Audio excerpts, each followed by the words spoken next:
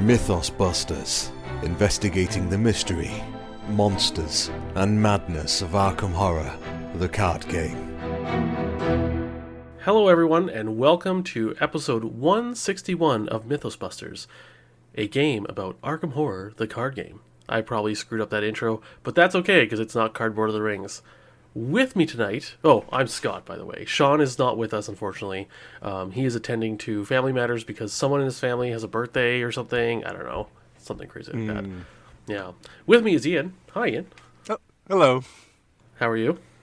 I'm doing good. It always feels weird for when we are doing for me it's still morning podcast, because for the listeners out there, usually we are recording in the evenings, so it's a little bit of a different mindset. Yeah, it does feel weird in the noonish time for me. Although I'm sure I see some Europeans in the chat, so I'm sure they're happy to join me on the live That's one. true. That's true. Speaking of European, Justin, how are you? I do look very European. Thank you. I'm good. I always enjoy when we're recording sort of middle of the day like this. It's a nice change of pace. I'm sure that matters very little for when people listen, but we'll see if we are any more coherent than when we run late at night sometimes.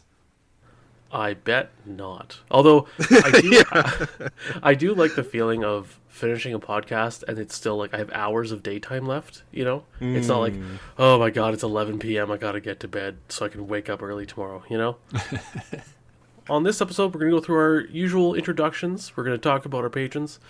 We have a little bit of really fun news coming up that we are super excited to share.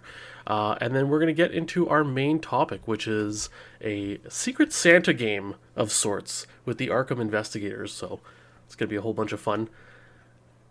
First, if you have anything you want to talk to us about, you can send us a voicemail. You can give us did we give you an unpopular opinion about a card or investigator? You want to tell us we screwed up? Do you want to give us an idea for a show? Do you want to just make a comment about how Ian's hair looked last time you saw him? You can give us a call at 203-493-MYTH. That's 203-493-6984. Or if you're on our Facebook page on your mobile device, you can just click call and it will call that number. The other option too, because some people have mentioned this, that they get a little bit nervous about trying to leave a voicemail. I am a millennial, so I also despise voicemails, at least receiving them. You can also email us at mythosbusterspod@gmail.com. You can send us a pre-recorded MP3 of your message, so if you want to rehearse it and make sure it sounds good to you, that's also an option. All right, checking in with you guys. What have you guys been playing lately as far as Arkham goes? Ian? I've been a little busy lately, but I did have a good stretch of at least a few weeks where I was going hard into Arkham again and actually completed a whole campaign. Yeah, I know. That's a luxury these days. So I was doing a two-handed campaign. And pretty much since I've started playing Arkham, I've always done two-handed with investigators of different classes. And so I said to myself, what if I did two investigators of the same class? Crazy, I know. And I especially wanted to do this because I both wanted to play this Bless Zoe build that I've been tinkering with and thinking about for a long time. And I wanted to revisit Sister Mary. So I wondered about combining those two as the Bless sisters and just like going hard on Bless and see how it went. And I didn't want to play Scarlet Keys again just because I think I've been like doing that campaign over and over for about a year now. So I thought it'd be nice just to mix it up a little bit. So I went back to return to TCU for these two, and thought it would be fun thematically with them like taking on witches and the lodge. So Overall, it went well, I think. Actually, really well. Secret Name is one of those scenarios we've talked about that's a really difficult scenario, and they kind of just smashed through that, so I was impressed. What else? A few of the other, like Wages of Sin, is going to Wages of Sin, but a few of the other scenarios that I wondered how they would handle, they did well, so... Yeah, it was a good team. The tricky part was obviously thinking about like the card overlap, both in terms of Bless and in terms of Guardian. Right. But as you might expect, like I just took the killing cards for Zoe for the most part, and the more Clover related cards for Sister Mary, and I took a lot of the like generating blesses cards for Mary, and then a lot of the like doing stuff with the blesses cards, like using the blesses to pay for things cards for Zoe. So that was kind of how I figured out that distribution. And were you playing parallel Zoe? No. I actually started this campaign like I want to say a few days, maybe a week before they released Parallel Zoe. and that was a bit of a surprise and like a gut punch to me. I'm like, I just started Bless Zoe. This is perfect. So I did think about restarting the campaign, but I was actually I think I was talking to Sean about it, and then he kind of convinced me just to keep going, and I would have another chance to play Parallel Zoe. So I'm kind of happy I just kept going with it, because then I might do the same, because it was actually fun enough. I might do the same pairing again, but then sub in Parallel Zoe this time and see how different it feels.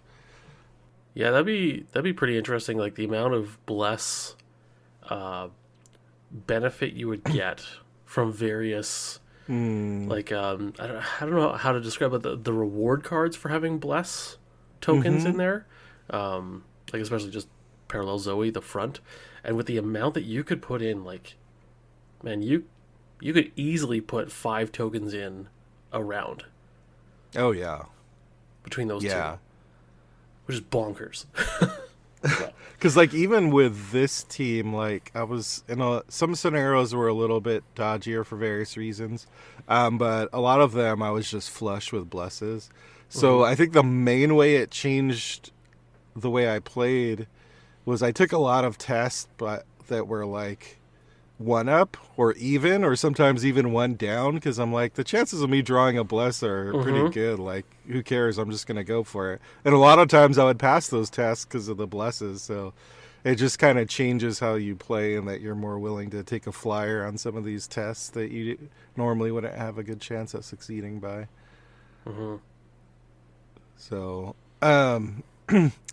and overall, the reason I started saying the campaign went okay is because even though they smashed through the whole campaign, I got to Black Throne. And, I had one of those Black Throne runs. So for those of you who haven't played it for a long time, you get like 3 different maps in that scenario. And there's like a location you need to get to, but you kind of need to guess between like first 2, then 3, then 4. Well, every single stage, the last one I guessed was the correct one. Every single one. And I still almost won, but I fell like 1 or 2 turns short. But it was just one of those runs where you can't do anything about it because you just guessed completely wrong, like on every single one. It's pretty bad when RNG... It feels bad when RNG just creeps up like that. Like, to me, I don't know. But I also understand the design. It is a final scenario. It is meant to be difficult, but those I was actually having fun playing through it, and I was like, because a lot of times I see TCU more towards the lower end of people's campaign rankings, sometimes even at the bottom. And I was playing through, I was like, I forgot how much I like this campaign. Like, why does everyone bag on it? And then I got to Black Throne, and I'm like, oh yeah. I remember now. Yeah. Jesse's commenting in the chat that he knows a lot of people find Black Throne tough, but he's never had a problem with it. Well, you know what, Jesse? You can shove off. I'm just kidding. I've had a mixed bag with Black Throne. I find. Yeah, very mixed bag for sure. Yeah, and a lot of it I think does come down to the RNG. Even just the RNG Yep. of when those mindless dancers get shuffled back in the top five, and like when you draw them again, whether they're on top or in the bottom of the top, if that makes sense. But yeah, Yeah. yeah, I really do enjoy TCU as a campaign. It's interesting. Yeah, I do. And it has one of my favorite part of it is it has one of my favorite like stories and themes, like just like hanging around Arkham and dealing with like Arkham factions is fun because a lot of times we're like globetrotting and doing this other stuff, which is also fun, but part of me just likes exploring Arkham more in Arkham Horror. I think for me, part of it comes down to, and again, I've played it far fewer times than you guys, but for that campaign, it really depends on sort of how I'm feeling otherwise. Like in life, maybe more than any of the others, because it's like if I'm playing it at a time when I'm frustrated with something else and then that RNG is on top of it, then I'm like, well, this is all just trash. Why am I spending my hobby time doing this? Right. Whereas if I'm like, life's pretty good, it's fine. I'll just play it again, or I'll play it next time. I don't know why that one specifically more than any other matters. Most of the time I can separate it pretty well of like, this is what I'm doing for fun. This is what's going on with life. But maybe it's because the rest of it draws me in more. I like the exploration part that you were mentioning, Ian. Something. Yeah. Maybe Black Throne should come with a content warning of some kind. Do not play this one if you're dealing with real life stressors. I really do like the return to TCU as well, that it gives just, I don't know, like a third path, what a good campaign. Yeah, I definitely like the return version. I love having the option to just draw tarot cards for the prologue, which I did. I'm like, no, I don't want to play the prologue. And the tarot cards in general, I love that mechanic. So yeah, it's fun. I even took that one card for the first time. I've never taken it, the upgrade that lets you like draw 2 tarots at the beginning. Yes, the permanent with the faces on it. Because I got to this weird place with Sister Mary where like her build was pretty much complete, like in the 20-something XP range, and I was getting more than that. Observed. There we go, yeah. In chat. Observed is the card. And so I was like, what do I spend it on? I'm like, I'm in TCU. I'm doing tarot things. Why don't I try out Observed for the first time? And it was fun. I liked it. Yeah. And the fact that you get to pick 3 and choose 1, and there's no downside. It's not like you have to pick 3 and choose 1 to go up, 1 to go down. Like, it's all benefit, so... Yeah, and it's like giving you something like right away at the beginning of the game, so it's one of those like permanents that's just going to do something for you. Yeah, Big Kahuna. Observed is awesome. Love it as an upgrade. So much fun, although hardly efficient spend for the 4 XP. Absolutely. Like, it is for sure. It is I want to have fun spend. It's not, I want to optimize my deck spend. Yeah, that's sure. Absolutely what it was for me. Yeah. Right on. Justin, you got any playing in lately? We are recording, I think, 2 or 3 weeks from our last episode, so no. No, I have not played anything more. I am getting ready, though, so hold me to this, that hopefully by our next recording I have started at least one of these, but I'm getting ready to finally kick off walking my brother and his wife through Arkham. It'll be her first time playing Arkham. I think she was playing with I have a Jenny deck she's going to be playing with, and then that was one of the conditions for her to play, and then we'll round out with some others. So if anyone has suggestions for how to round out that team composition, let me know. Happy to take some suggestions there. And then I actually have a buddy from work who heard I played Arkham and was like, oh, what's that? And then here we are. If it's I will be introducing him to the game, so adding more cultists every day. Nice. Scott, what about you? I have been further tinkering and playing with my parallel Zoe, and actually took her and Daisy I played two-handed, which is unusual for me. But Parallel Zoe doesn't lean too well into clues. So playing her solo is not the greatest. So yeah, I went into the I took an Edge of the Earth campaign, sorry. And I paired her with Daisy.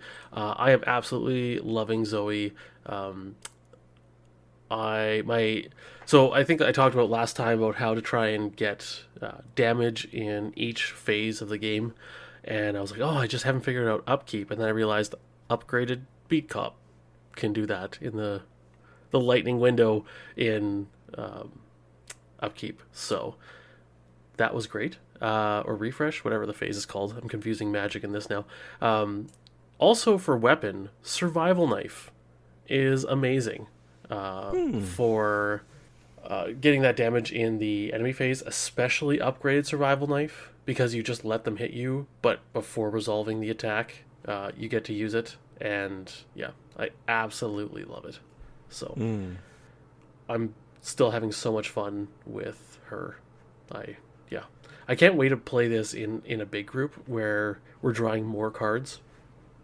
I leaned heavily with Daisy, kind of just threw her together with, good Seeker stuff, and then using her Mystic Splash to use the cards where you get, like Drawn to the Flame, or the, oh goodness, what's it called? Delve Too Deep, the XP one? Where you draw extra encounter cards. Because I'm like, you know what? Like, Zoe can handle it. I'm so excited about this whole combination, too. So, yeah, about halfway through Edge of the Earth, so we'll see how it goes.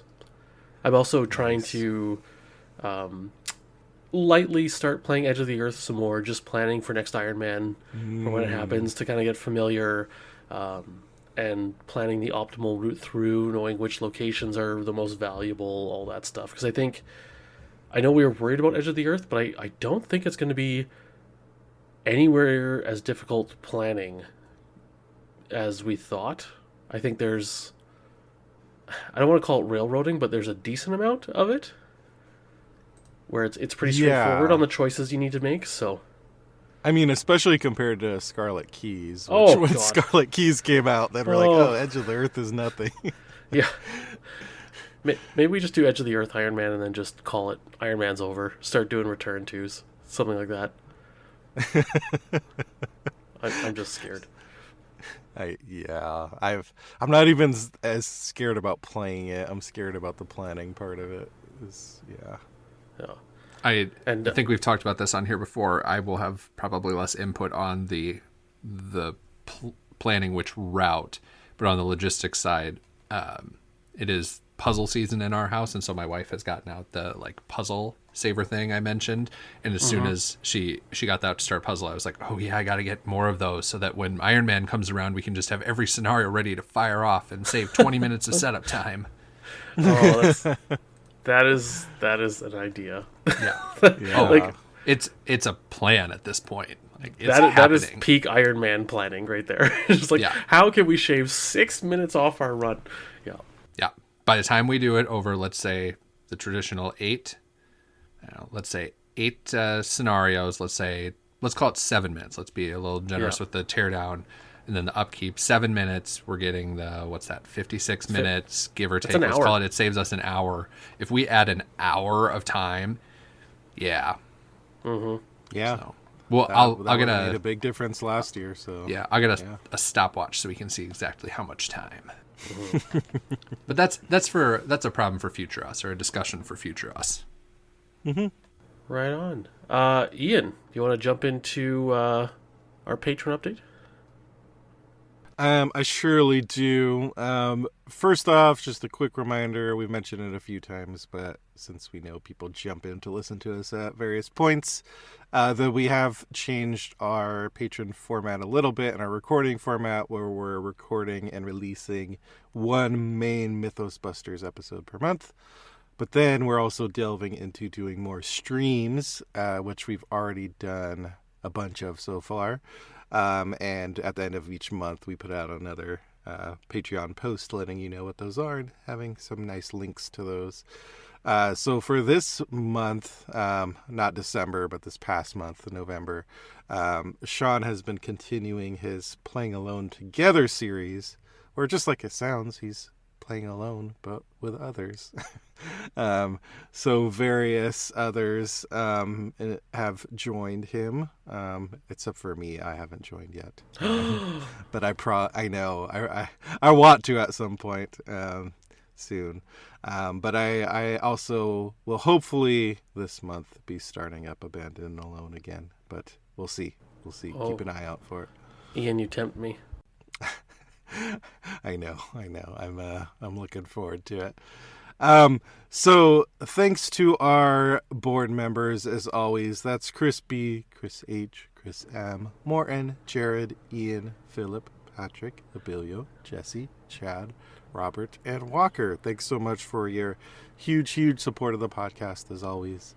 And we have a special shout out to a random patron this time around is Joshua McLean. Thank you, Joshua, for your support as well, helping us do all the things we do. And a few more reminders before we keep trucking on. MythosMerch.com. As always, go check it out. Lots of fun Mythos merch on there for you to peruse and enjoy. And I think actually that's about it for patron business, unless anyone else can think of anything else. No? I think you covered it all, and you did such a good job. I'm so proud of you. Thank you. I'm aiming for that Employee of the Month spot. We'll see. Our junior accountant might be taking that one. Yeah, I know my TPS reports have been a little off, so it's fine. Justin, what news have we? Oh, we have a couple things. So let's start off with we are in the midst of spoiler season for Hemlock Vale. Mm-hmm. So reminder to everyone, go out to FFG's website, check out the list that they've got of who's going to have previews, when they're going to be revealing different cards.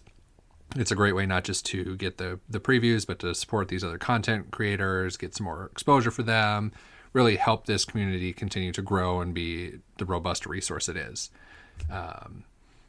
I know we have Veronica, who is our server mom. She has a preview card for, I believe that she said will play well with Parallel Zoe coming up. There's some others. Others coming up. I know, depending on when we get this out, Optimal Play's got one coming up, playing board games. Ancient Evils will have one. There's so many. There's, what, I'm going to count it here. 2, 4, 6, 8, 10, 12, 14, 16, 18. Let's call it 18 plus in case I counted too fast. Different content creators. Go check out the links there. It's awesome. Great to see the community supporting this, and then the discussion where people are trying to piece together how all of these little spoilers are going to work with the existing card pool. So we've got that. And then the other piece of news that I am really excited about, and that if you guys hear surprise or excitement in Scott and Ian's voice, I dropped it on them today. They weren't ready for it. I sent them a note saying, oh, P.S., I kicked off the meme contest 2 minutes ago. So it is meme contest season, y'all. It's one of our favorite times of the year, where we wrap up the year having the memes come in, and then mid-January we close submissions and then have everyone vote on people's choice, and then we do our reveal stream where we walk through them, see what people had to send our way. So it is officially live. You can email your memes to us at mythosbusterspod@gmail.com. We are accepting submissions between now, which we're recording this the start of December, until January 21st, 2024. Send them in. You can send up to 5 memes. Be sure to include your Discord handle if you have one, or just some other way for us to give you the attribution for the work you're doing. A couple of other things. Make sure that they're your original memes, that they haven't been submitted in previous meme contests. And that's pretty much it. There's a post out on Reddit where we've got all this collected. It has a link to last year's submissions. I was scrolling through them today to find one to put in the Reddit post, and I was just chuckling to myself because there are some really good ones. Scott and Ian, now that you know this is happening, on a scale of 11 to anything more than 11, how excited are you? My number of excitement is non-Euclidean. Let's put it that way. That's a good way of putting it. I agree. This is constantly my favorite part of the year, and I don't think we've had a meme stream that hasn't been an absolute blast, and I haven't left with sore abdominal muscles from laughing. Yeah, and for anyone who doesn't remember back a couple of meme contests ago, this is actually where the Live, Laugh, Love art came from. We just had a great time. We will again have special guests on stream. We don't know who that is yet, so stay tuned. We've got we will have prizes for the People's Choice winner, a Mythos Busters favorite winner, and then whichever guest we have will get to select one. So there's some prizes out there as well. For those who win the People's Choice, they are going to get 2 of our Buster boards. Yeah. So that's the news. Submit your memes. The sooner you get them in, the better. But if it gets down to the deadline, we love you anyway. So, watch for that. Send us some fun stuff, and can't wait to have that reveal stream. And so the deadline is January 21st, 2024. So Correct. All the way into next year. You have until next year to do it. So, procrastinate all you want. I'm sure it's fine. That never backfires. Nope, never. I won't end up scrambling to put stuff on the voting board the night before at all. I love seeing the memes come in, and I try not to look at them, but every once in a while, I have to do something in our email, and I see one, and I'm just, oh god, they're so funny. Our community is just unbelievably hilarious, and their meme game is on point. So, right on. Well, we have no card previews because we have done them all. So we are moving right into our main topic, Investigator, Secret Santa. Ian, do you want to kind of take us through this and tell us how we're going to be playing this fun little game? Yeah, so 'tis the season. It's December now. This is the time when people pick out gifts and give gifts to each other of various kinds. When people put up decorations and stress about finances. Too real, maybe. But we thought in the spirit of that season, we would hand out some presents to some people that we spend a lot of time with, especially over the past few years. And that's our Arkham Horror investigators. We are going to pick some random investigator names out of a hat, pick some at random, and then we're going to decide, what does this investigator really need? What present would we give them? Or alternatively, if they're in a pretty good spot, maybe they don't need a bunch more in their life, we'll give them a little stocking stuffer maybe. Or finally, if there are some investigators that they are just overflowing with an excess of wealth and goodies, we may just give them a lump of coal. Sorry. You have what you need. You don't need any more. So that's kind of what we're going to be doing. And for those investigators that aren't getting a lump of coal, they're actually getting something. We're just going to talk through and think about what that investigator really needs. What are they missing right now? I think that's about it. Should we just get started? Yeah, we'll see how many of these presents we can actually turn into maybe cards we design, maybe? Or ideas we design. We'll see. Yeah, I'm super excited. Let's go. Discussing these cards on this podcast is no guarantee that they will, in fact, be turned into cards for your usage. Thank you, lawyer. We will forward all ideas to FFG headquarters. Yeah. Just a big list. Yeah. This is our Christmas list. give them to us. Dear FFG Santa. Yeah. So, not sure how many of these we'll get through. We'll play it by ear and see how it goes. But let me pull the first name out of the stocking. Our first investigator, is Stella Clark. Ooh. What does Stella need? Or Stella, does she get a lump of coal? Stella might be a lump of coal. Because, I mean, what does Stella need? Well, I know. For those of us who don't know the card pool as well, can you remind me what Stella has? Yeah, sure. So she's 3 willpower, 2 intellect, 3 combat, 4 agility. And she has the after you fail a test reaction, you may take an additional action during your turn this round. Also 8 health, 8 sanity. And I think for me the big thing is her signature cards, the 3 copies of neither rain or snow.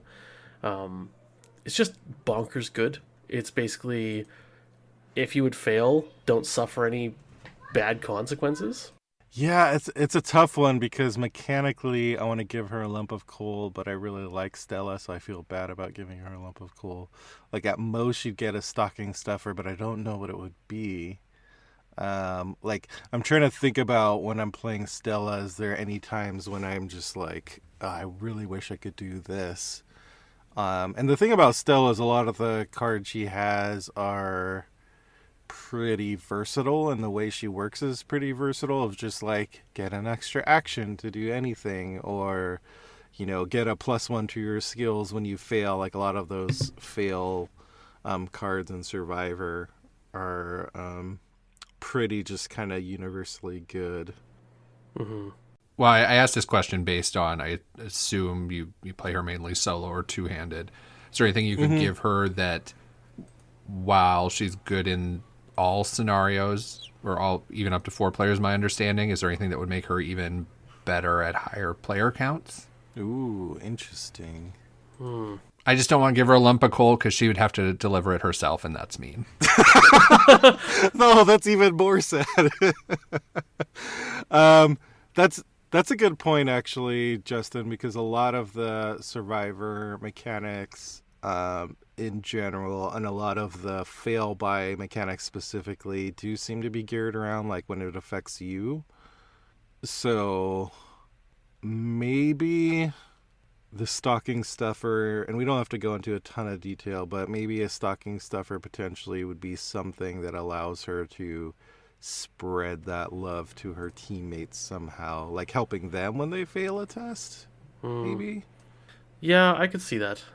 Something along the lines of maybe an asset reaction after a player at your location fails a test. Return all cards committed to their hand. Like, return all cards that were committed to the test back to their hand. Ooh, and that would fit thematically with, being the letter carrier. Yeah. Return to sender. Return to sender! Ooh. Oh, that's so good. Okay, well, now I don't even care if she doesn't need it. The name alone. I know! Yeah, exactly. You hooked me with theme. Yeah. She might be getting way more than she needs, but if it has a good name, then, what can you do? And that's the thing. You could have it be multiplayer only. Obviously, if it speaks to other investigators, or could even be one of the first ones of use only in, however many players. Right. If you got to water it down. Mm-hmm. Yeah. Okay, I like that. Cool. So do we think an asset or an event? Because I think an asset would be like maybe 3 uses, 3 stamps, if you will. Sure. Yeah, 3 stamps. I like that. 3 stamps. Oh, does that make it too good though? Yeah, maybe it has to be an event, like a fast event reaction. Yeah, I mean, return to sender sounds like an event. Yeah, it really does. Yeah, I like it as an event. And I think that could be a level 0. Like, just fast after a player at your location. Or sorry, after another player at your location. Justin, so that covers the multiplayer aspect. Okay. Fails a test. Return all committed cards to their hand. Something like that. Yeah. something like that, I think. Including cards committed by other players. Would that be bonkers? Or would that just be the level 2 one? The level 2 version? That could be the level 2 because she's the letter carrier, not the entire postal service. Yeah. But like wouldn't that be a neat little trick though, is that you commit cards to a test that you know is probably going to fail to get them into someone else's hand using a survivor card to like return them to set. Anyways, That's an okay. interesting one. How much would that event cost? One? I think Yeah. so. Yeah, Because it wouldn't be think free. Although you don't pay for returning to sender. What if it's X and you return X cards committed to the test? That's interesting. Or just Yeah. one. Maybe just one. Let's let that happen. We don't have to overbalance it. Yeah. Yeah, that's true. We don't do overbalancing here. We'll just We Yeah, don't have to yeah. be perfect with it. yeah. I demand perfection. Okay. I really All right, like shall that. I love that. Honestly, I love that card. I do Return too, to letter. actually. Yeah. Okay. Good call on the multiplayer aspect, because a lot of times I tend to think of the Gators from that 1 or 2 player perspective. And so Stella's where very are we close to classifying this? This is a stocking stuffer? Or is this a full-on Yeah. present? I think this might be a full-on present. Yeah, that sounds like a full-on present, actually. Okay. Although we- it could be a stocking stuffer because tons of other survivors could use it as well. Like it's not super specific to Stella. Yeah, I mean, it'd just be generally useful for a lot of survivors. Mm-hmm. Okay. Let's call it a stocking stuffer, and I think we've done Yeah. great work. She was very close to getting Cole in my mind, though. That was like the knee-jerk reaction, just because Yeah. it's like usually we think of Stella as like one of the top-tier investigators. At least I know I do. So Yeah. okay, let's pull the next name out of the stocking. Oh, staying on the survivor theme, Calvin. Mr. Calvin Wright. Ooh. So Calvin with the zeros across the board, Uh-huh. and he gets +1 intellect and +1 willpower for each horror on you, +1 combat, +1 agility for each damage on you. He has spirit cards leveled 0 to 3, survivor 0 to 5. Yeah, I feel like this conversation is very different than it would have been a couple of years ago, because I feel like Calvin has been getting presents Yeah. more and more with each cycle. It's funny because every time we talk about Calvin, I always think of the meme. I think someone sent it into one of our meme contests where it's the picture of a hand holding a bottle of pills that says tough pills to swallow. And then it's like, or what, something along the lines, but like, Calvin's really good in this current card pool, but it's just like everyone says that, and I'm guilty of it too. It's like, oh, he's in a really good place now. He's in a really good place now. But it always feels like he's just ever so slightly behind, and you're just still waiting for that one last card. So what is that last card then? Because I feel like he's gotten a good amount of like death prevention now. We've got quite a few options for that. There's that. Here's where we play that game where none of us can remember the card, but the dual class card that can just prevent death when it's on you. It's like a And it's in talisman the or something. and it's in the accessory slot. Yeah, talisman of protection, maybe. Yeah, yeah. There you go. We need Sean Yeah. here. Ooh, I did get the name right. Yes. Nice job. Some of these brain cells are working still. Oh, it's arcane. Yes, not what you call it. That's Accessory. right. Yeah. So does he need something to like more easily control the ramp or like accelerate the ramp at the beginning of the game? Like, what? I guess when you say that, Scott, what is it that you encounter with Calvin where you feel like, I wish this was like he's lacking something? I feel like he wants to. There's some interesting discussion going on in chat. I want to talk about that in a minute because I think Jesse came up with a really good idea, and the discussion going on is really good. But I think that the thing with Calvin I find is I pack my deck full of cards, and I just want to draw them so that I can get Calvin's kit set up. Because it's like, once he's set up, I think he's very good. But if you draw your deck in the wrong order and you don't quite get the tools and stuff you need, then it suffers a bit. And I feel it's something along the lines of, goodness, like an asset or an event that basically says take X amount of damage or horror, draw that many cards. Or is that too strong? Is that double good for him? It is. Yeah. Like take 2 horror, take 2 damage, draw 4 cards. Is that too good? Yeah, I wonder if it's almost instead it's like conditional, like when you take damage, or is there a card that already does that? But like when you take damage or horror, then you draw cards based on that amount. Blood will have blood. Yeah, I think this is the card I was thinking of in my head. So for those who are not able to look at the chat right now, blood will have blood. After an enemy attacks you, can't put it on ally, but basically for each point of damage or horror, you draw a card. And that Level was from 2. Edge of the Earth. Yeah. God, I gotta play Calvin again. I don't think I've played him since before Edge of the Earth came out. So, another idea that came up here Jesse had was an event. If you would get defeated, automatically heal 2 health and 2 sanity, but you suffer a physical and a mental trauma. And Veronica points out, like, for 2 trauma, maybe it could heal to full, which would be interesting because you heal to full, but Calvin doesn't want that, but you are also about to die. So there's that interesting trade-off. Yeah, it is interesting. Like for Calvin, like being able to keep going. And for Calvin, ultimately, that, trauma, he's unique in that trauma in most cases kind of helps him.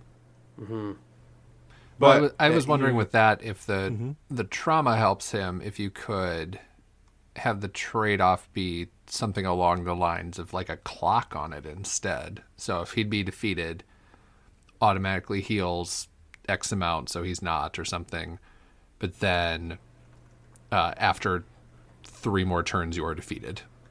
Ooh. So it's very situational, and then it doesn't help or hurt really with how much his kit is set up with the kind of damage counters. But if you set it as, I've got this, I will stay alive, but I gotta finish. Again, you know how I like to lean into theme. To me, that's thematic of, okay, I kind of pulled the ripcord, but I'm hurting. Yeah. It could be, call it tourniquet. So it's like an event. Put this event into play in your play area.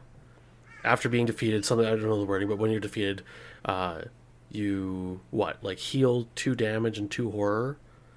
And then at the end of the round, put a resource counter on it resource token on it as a bleeding token. If there are 3 or more tokens on here, you lose the game. Or you're defeated. So it stems the bleeding, but it's not perfect. You're still hurting. Yeah.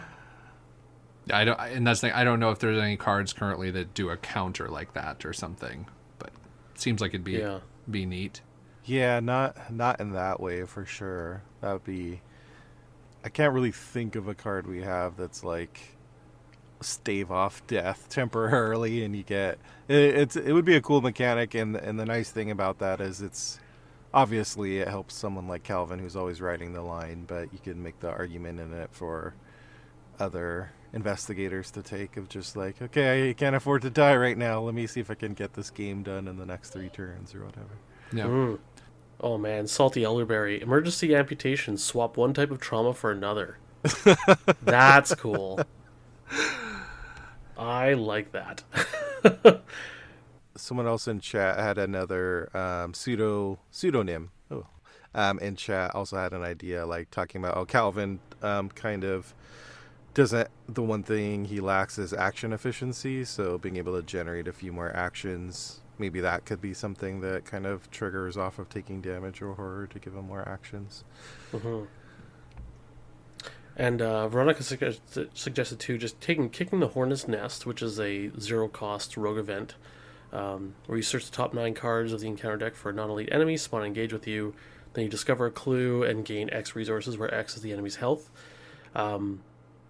Make it spirit traded, or make a card, so like Alvin could take it if it's spirit traded, or make a similar card that does the very same thing, but you draw cards instead of gaining the resources.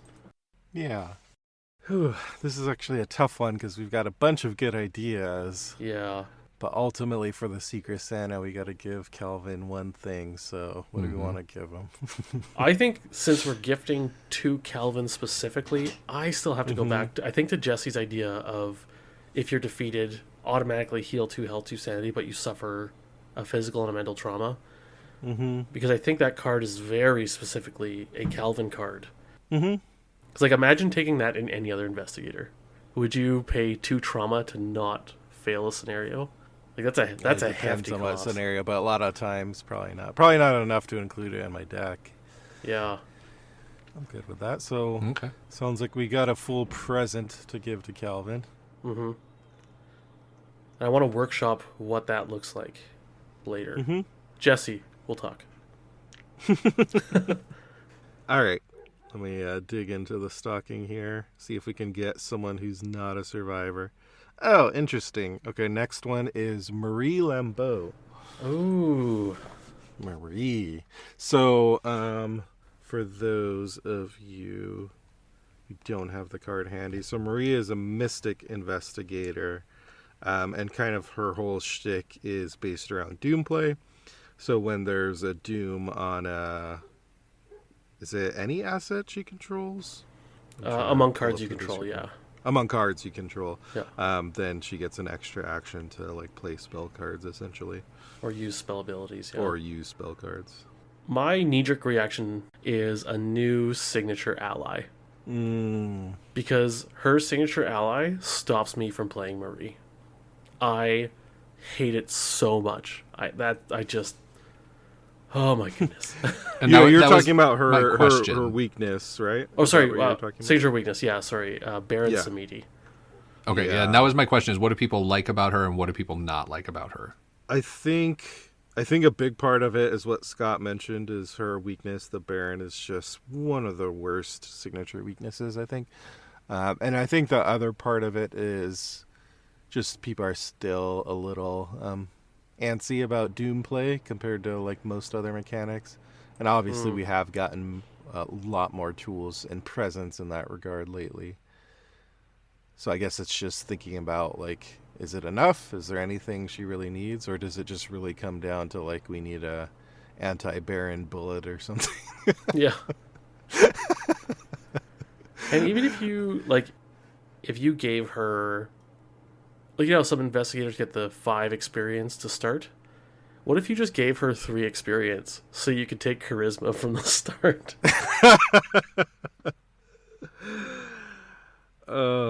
Yeah, I mean, it's definitely a way to go. I really like Marie, except when Baron comes out. Agreed. I think, yeah. And she's an excellent solo investigator, too. Except when Baron comes out. And just depending on the scenario and the doom clocks, like, it can just be absolutely terrible. And the fact that Baron, his whole thing is he comes into play, can't leave play unless he has 3 doom on him. He takes up your ally slot. So if you have an ally, kicks that ally out. It's brutal. Yeah, and force when any amount of damage is placed on investigator at Baron Samedi's location, place 1 additional damage on that investigator, and Marie only has 6 health. Oh boy. And you have to Zappy Boy, exhaust Baron Samedi. Place 1 doom on Baron Samedi. If he has 3 or more doom on him, discard him. And yeah, I think maybe she's a bit better now with all the doom play and like moving doom around and stuff, but it's still the amount of play you have to deal with Baron, not to mention at the right time in the scenario with the doom clock. Like, it just Baron. In keeping with the theme, could we, instead of a whole new card, add a line on there of another option for once per game? I think I don't know if that's the technical term for it or not, but once per game, you can kick him back to your deck for the cost of a Doom or something, like Doom or 2 Doom. Again, it's still Doom play. It has to go on the scenario, but you get rid of him and kind of like deal with the devil of take this other bad thing, but he goes away for a little bit? Or is that too strong to then kick him? I'm not sure. Veronica does have a good idea in the chat, is just remove the ally slot from Baron, which seems like a very small change, but honestly, that solves every issue I have with it. Yeah, it just really feels like it doesn't need that. Like, there's enough that the Baron is doing to you to make your life hard without kicking out your ally. I don't think it needs that, really. So I wonder if that would be it's kind of like a stocking stuffer, is just putting a taboo on the Baron and just making that change, removing the ally slot. Yeah, we can stuff that ally slot way, way down, the little ally marker, down off the card. Yeah. I like that. Yeah. Thanks, Veronica. That was a really good idea. That is so simple. Just like, you could literally take a piece of coal, smudge your thumb on it, and then smudge it on the card over the ally slot. So Baron gets a coal, and Marie gets a stocking stuffer. Just going to put a little smiley face sticker over that icon on my card. All right, who's next, Ian? All right, let's pull up the next one. This is a good one. Skids, our old friend Skids. Oh, boy. Skids. Skids, what do you need, Skids? You need to come out like 3 boxes after the core set is what you need to. I mean, that's the real truth. That's the real truth. Skids. It's actually been a bit since I took Skids out for spin. Traditionally, again, for those who don't remember offhand, Skids can pay 2 resources to get another action, essentially. But one of the tricky parts of Skids has always been, I feel like, his class access on one hand, and his stat line on the other. So he's in a class Rogue, which is about evasion, and he's pretty good at evasion. He has the 4 agility. But his access is in Guardian, which leans towards fighty, and his stat line is also kind of shortchanging some of the other stats to give him a 3 in combat.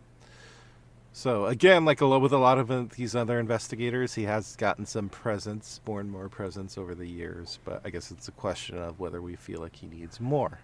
Well, and how does he got a parallel already? He did. So does parallel Skids? How does that play into it?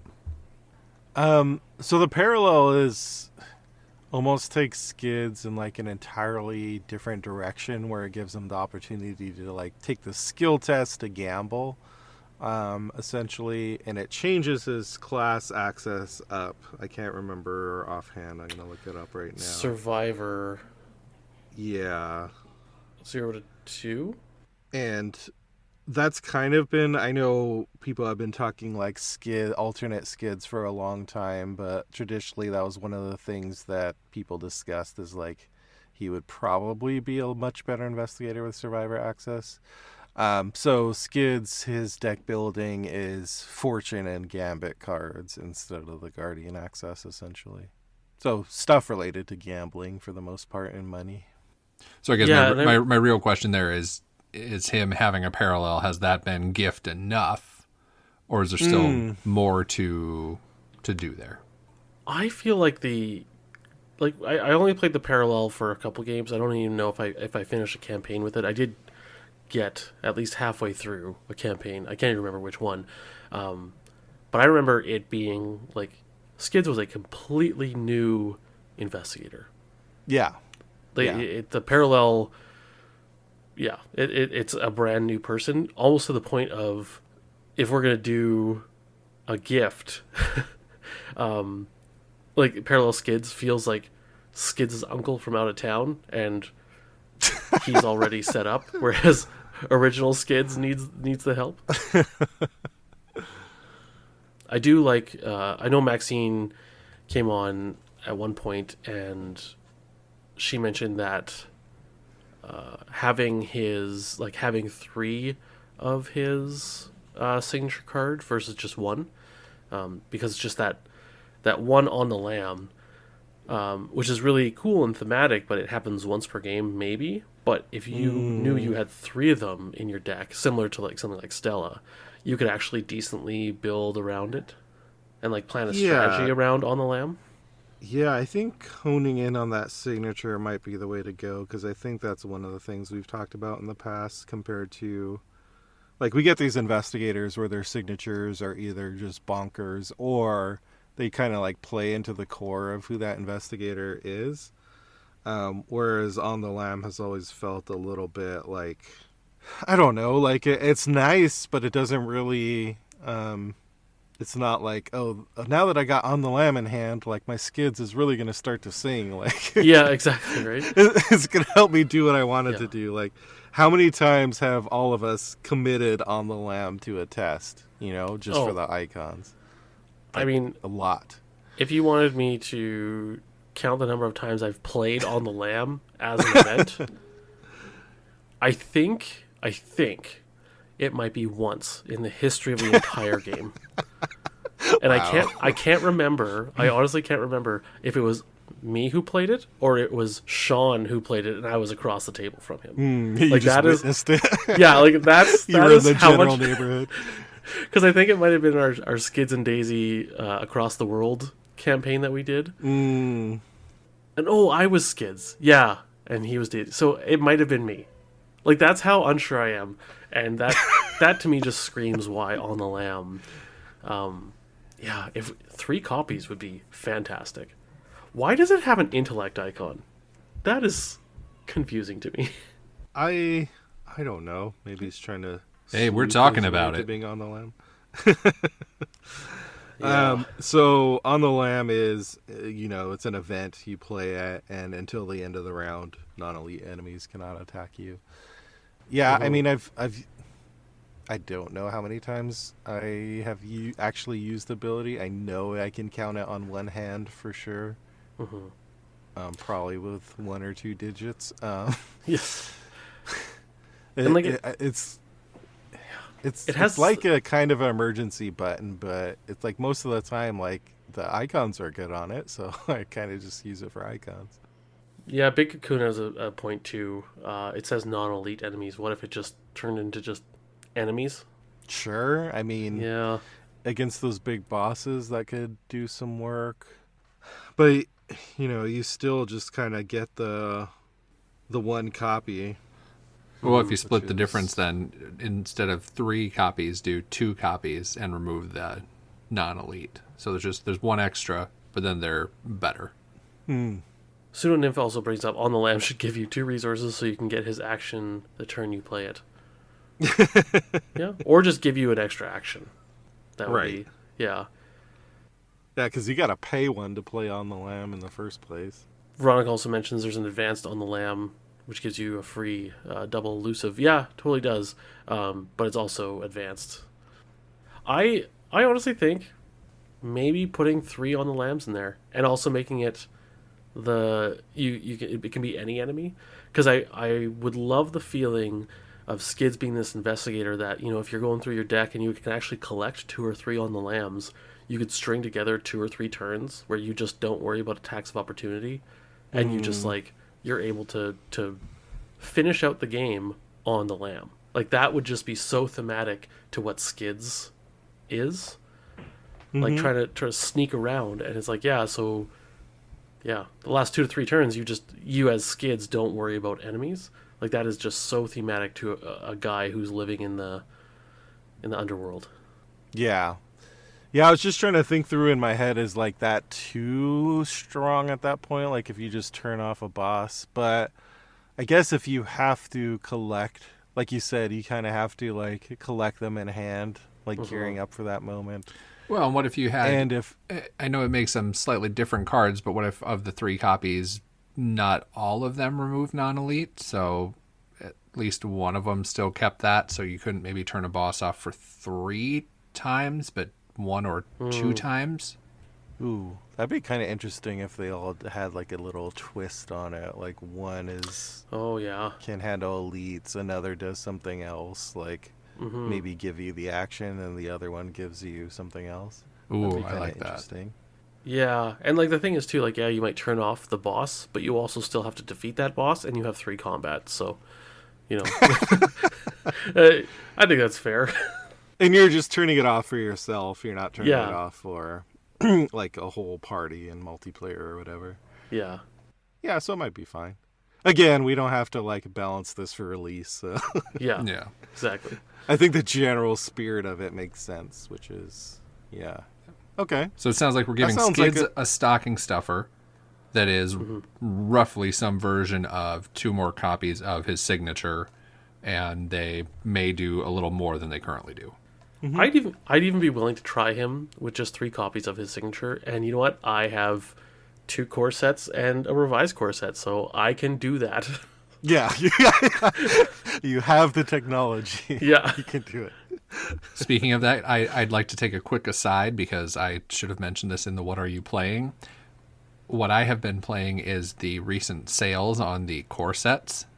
The original ones. That's a good game, yeah. And then I made a misplay. You guys, today I realized what I did. When there was a sale on the original core set a month or 2 ago, I think I ordered 6 of them, right? And they were $5 or $6, so that way I can pull the weaknesses out, have stuff always set up, great. Well, on the Black Friday sale that I saw going through, guess what I forgot I'd already bought? Oh. And then I bought, I think, 4 or 5 more, so good thing I have storage space. 13 core sets? Totally reasonable number. Yup. Justin, as a friend, I think you need to stop. But think about the cool box forts I can build now. That's a lot of knives. Yep. Yep. Anyway, back to the game. Yeah. All right. Next one up. Okay. Next name is Mark Harrigan. I'm tempted to just stuff a lump of coal straight in that stocking. Oh, Mark Harrigan. Is there anything that you suffer from? Yeah, no. I'm good giving him a coal. What's the name of his special thing? His weakness, or isn't he the one? Shell shock, or the home front? Or no, maybe it's the signature. Is it Sophie? Yeah. Yeah. Let's just carve the name Sophie into a lump of coal and give it to him. Oh, that's his dead wife. Yeah, that's a level beyond lump of coal. Yeah. I was gonna say that was the one that did it for you, Scott. Oh man, that's rough. That's mental trauma right there. I think the only thing is his elder sign is one of those ones where it's just like, Oh yeah. Like his elder sign is +1 for each damage on Mark Harrigan, so it's one of those like win more elder signs where I don't know if he needs it because he's already so good, but if I was going to give him something, it would be a change to that elder sign. Yeah, elder sign effect +1, heal 1 damage or warden horror, your choice. Yeah, I think I like that because like you do get into those situations where you exceed the Sophie threshold, and like say you draw that elder sign and it heals you back, like that would feel really good, like an elder sign should. Ooh, what if it was like you heal 1 or you heal 2 if the bad side of Sophie is flipped over? Ooh. So like if you're in bad Sophie territory, it gets you out. Yep, that's what it's called. Yeah. It was all my fault But yeah, probably Mark gets coal. I mean, we got to give somebody coal. Otherwise, what was the point of having that option? I think this is a good one. That's a good point. Like, if anyone's gonna get Cole, Mark's gonna get Cole. Okay, let's show. Although Cole in his Stella stocking. totally deserved Cole too, but whatever. We All did right. throw out an idea of what Mark might get, though, so Yeah. Depends on how. Yeah. he has that to feast on. Mm-hmm. All right, let's see who's up next. Well, this person feels like they just got a present, but this is Jim Culver, who just recently got a parallel version. Oh man, Jim has been a pet investigator of mine for a long time. Mm-hmm. I disagree that he gets Cole, Jesse. I don't think Jim is anywhere as near as good as Jim gets a skull.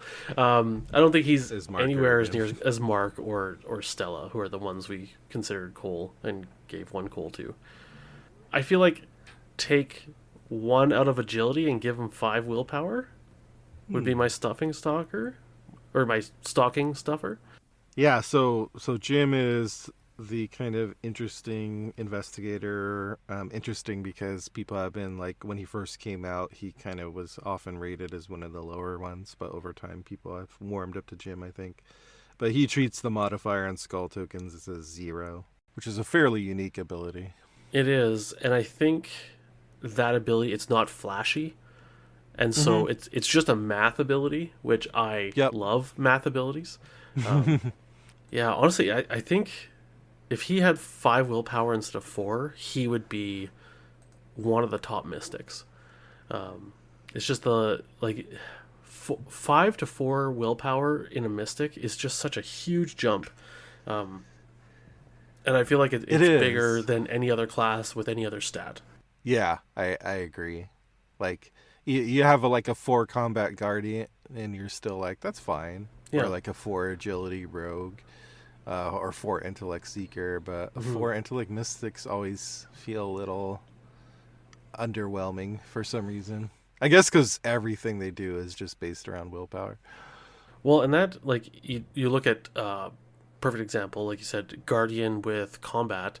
If they're a 4 combat Guardian, there are so many weapons that give you plus combat, right? Almost all of them.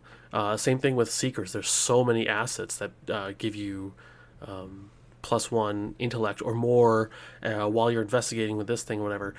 In order to get that +1 willpower in Mystic, you get +2, but you have to go up to level 3 cards. You don't get as much level 0 boosting to that willpower on the cards you're using, I find. So. Yeah, I now I'm trying to think through. I do like that idea of bumping up his will. I think that's the simplest kind of stocking stuffer. Now I'm continually in my head trying to make sure I say stocking stuffer and not stuffing stalker. Stuffing I mean, stalker. say it all you want, because we're absolutely going to use that as the episode title. Oh, guaranteed. Yeah, yep. Okay, my stuffing stalker. Yeah, I'm trying to think through. We've talked about this a few times in the podcast, but like you mentioned, Scott, part of the thing with Jim was always not that his ability isn't good, but that it's not visible. It may save you, but it's not something that's going to really stick out in your mind or be noticeable. But we've also gotten so many cards now that do trigger off symbols being revealed or skulls specifically, and so many cards now that let you fish for certain tokens in Mystic. So he has gotten so many of those kind of presents that it's hard to think about an actual present would be for Jim.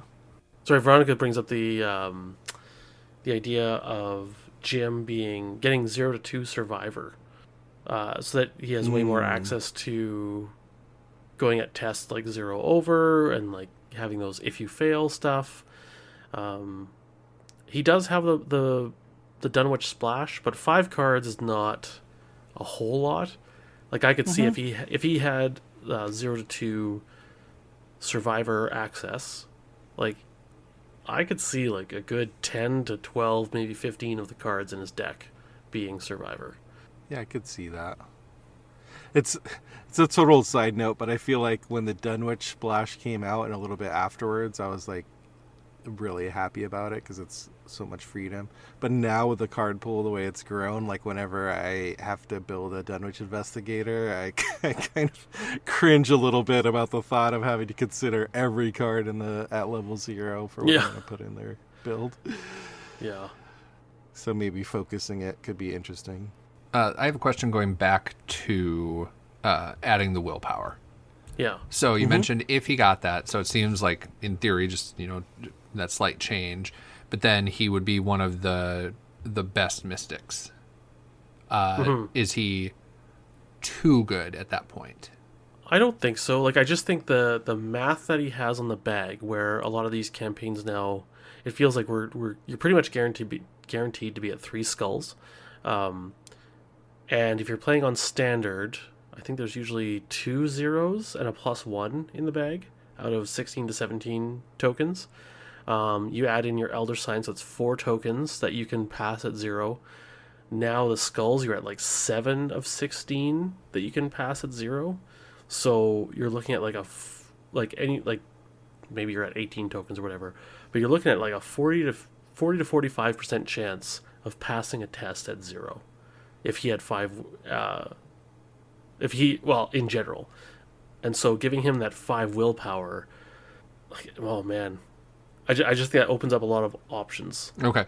Well, the reason I ask is just because if it made sense, but it maybe overpowered him with whatever kit he has, the thing that stuck out in my mind is, what if there was a way to not just give that to him, but to make it so he could unlock that if he wanted? Maybe something like stat line stays the same, but if you pay X amount of experience, you can bump that stat up once. Or maybe his trumpet just gives you +1 willpower while it's out. Because I think there's enough ways to pull the trumpet that I'm happy with. Now there is. Yeah. But even like a couple years ago with, is it Ellie Horowitz that grabs relics? Yeah, I believe so. Like, I was using her a lot in my Castration Gym deck. Just to get the trumpet out.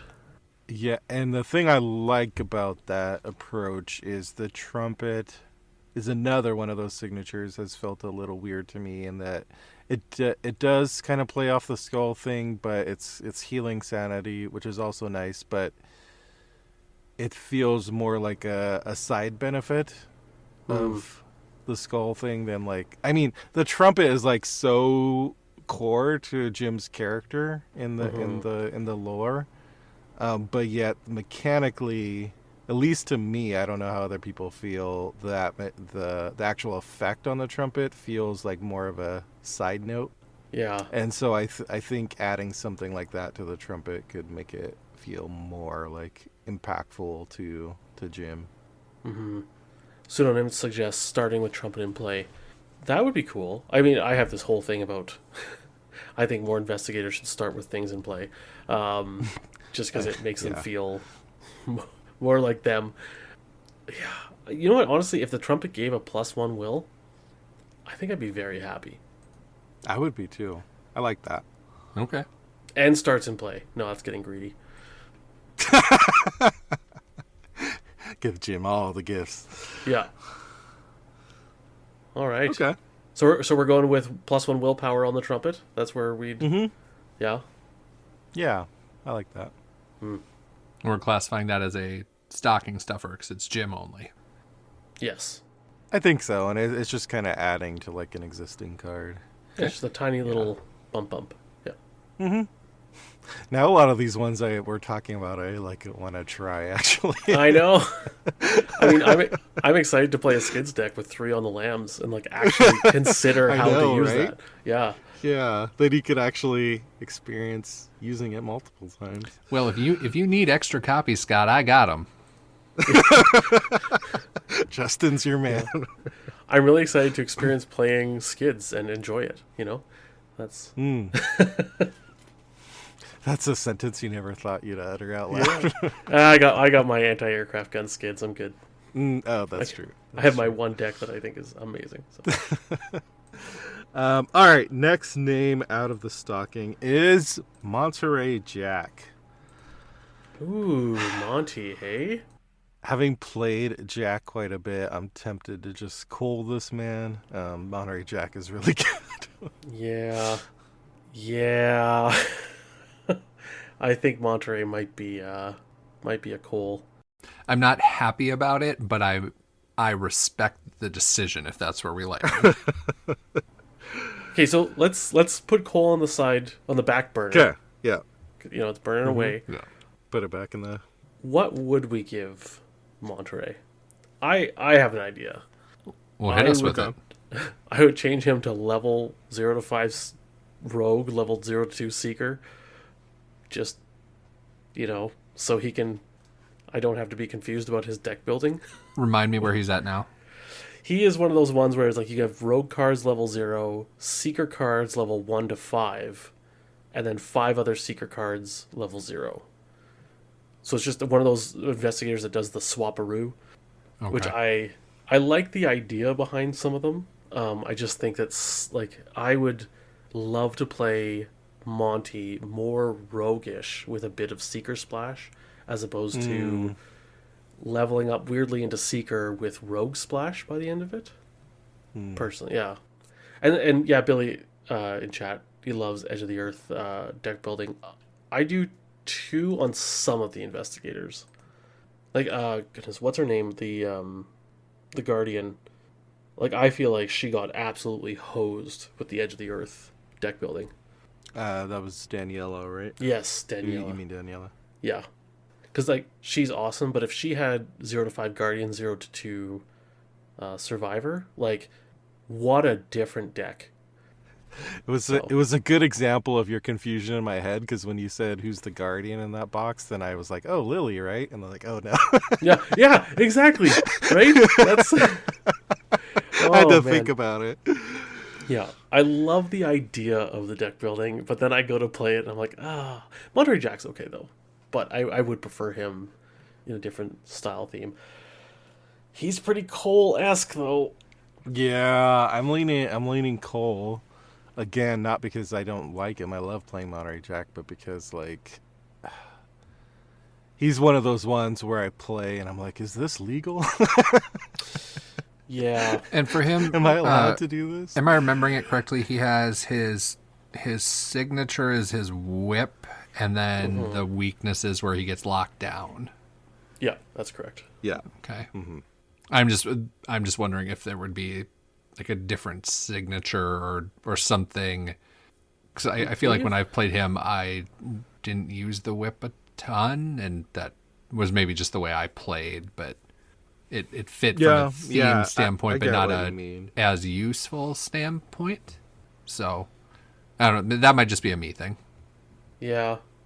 The bullwhip is very much feels like a, like some are saying in chat, very much a solo or lower player account. And that's what I felt too. Like beyond 2-player, the whip is like kind of okay to have, but it's very Monterey centric.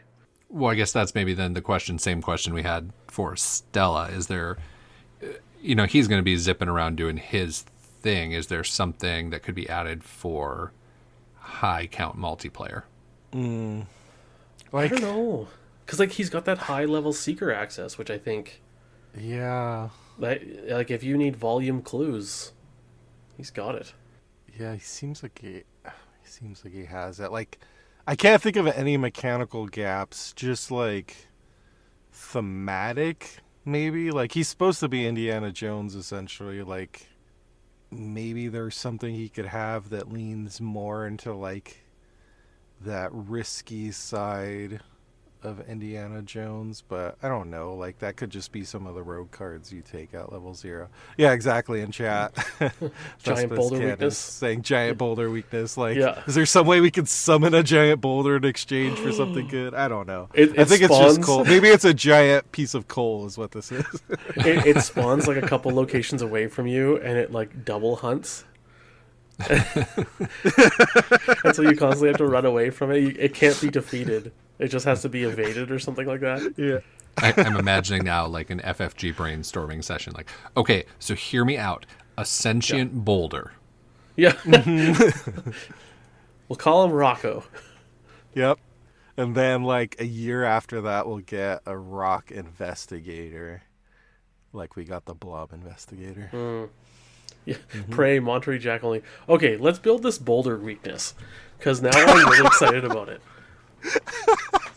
So I'm thinking null health, because you can't defeat you can't it. destroy it. Well, don't we have to back up? Doesn't it have to pair with an idle asset? Like, you get the idol, but as long as you have it, this giant boulder is hunting you. And so it does good things, can maybe help you move, but the boulder's coming at you. That's awesome. I love that. Ooh. Oh, Veronica, if you resign with the idol and play, you get 3 XP.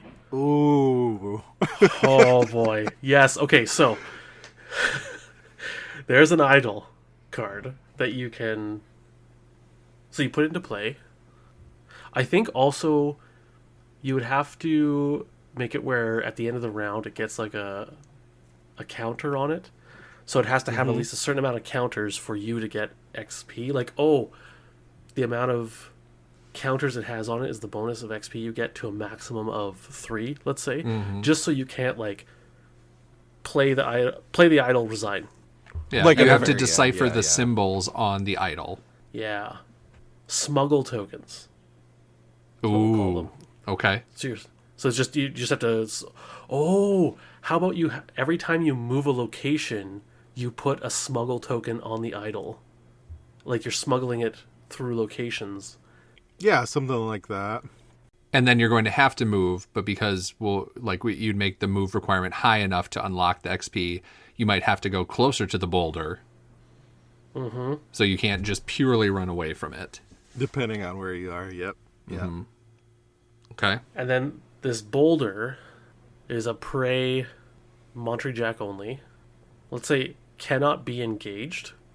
Yeah, and I think since this is like a weakness, I think if the boulder smashes you, then you take a physical trauma.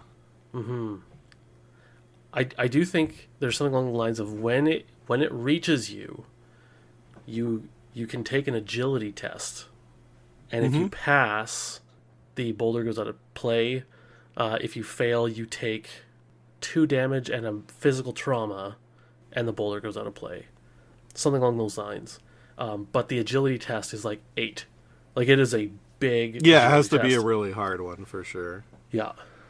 Because what's Monty? He's a 5 Doesn't agility, it right? doesn't it have to hit even harder than that though? Because it's the boulder coming at you, and if you can get 3 experience from it, like. How about you are eliminated and you take a physical trauma? Physical trauma. Yeah. Yeah. I think that's what it is. Yeah, I think it just straight up defeats you and you take a physical trauma. Yeah.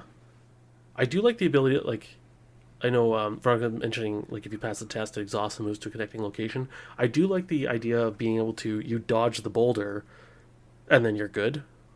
But that dodge test has to be huge. I'm okay with it if the dodge test is huge, but I would want it to be you can do it once.